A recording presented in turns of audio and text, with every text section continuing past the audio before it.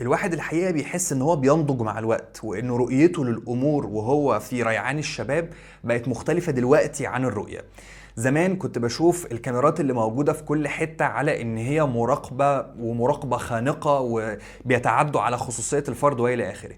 بس الحقيقه بعد ما عشت في المانيا بقيت ببص للموضوع بصوره مختلفه تماما، لان المانيا عاملين حاجه عجيبه جدا، انك انت ما ينفعش تحط كاميرات في اي حته الا لو قايل ان انت حاطط الكاميرا، وفي بعض الاحيان واخد تصريح. ما ينفعش ان الكاميرات تكون جايبه الشوارع، الكاميرات لازم تكون جايبه المحل بتاعك بس. عيب ده ايه؟ انه لما بيحصل حاجه انت ما بتعرفش تاخد حقك. لو للاسف عربيتك حصل لها مشكله، لو حاجه اتسرقت من عندك في البيت او حوالين البيت، بغض النظر انت ما فيش كاميرا تثبت الحاجه اللي حصلت، لان انت القانون بيمنع ده. فبناء عليه انت عايز تاخد حقك. ففي الحاله دي كاميرات المراقبه مهمه. نفس القصه لو في طفل ضاع، لو في حاجه حصلت كفل الشر، وجود الكاميرا مهم. فالرؤيه بتاعت الموضوع بتختلف. قولوا لنا في التعليقات انتوا شايفين ان وجود الكاميرات دي حاجه كويسه ولا حاجه وحشه.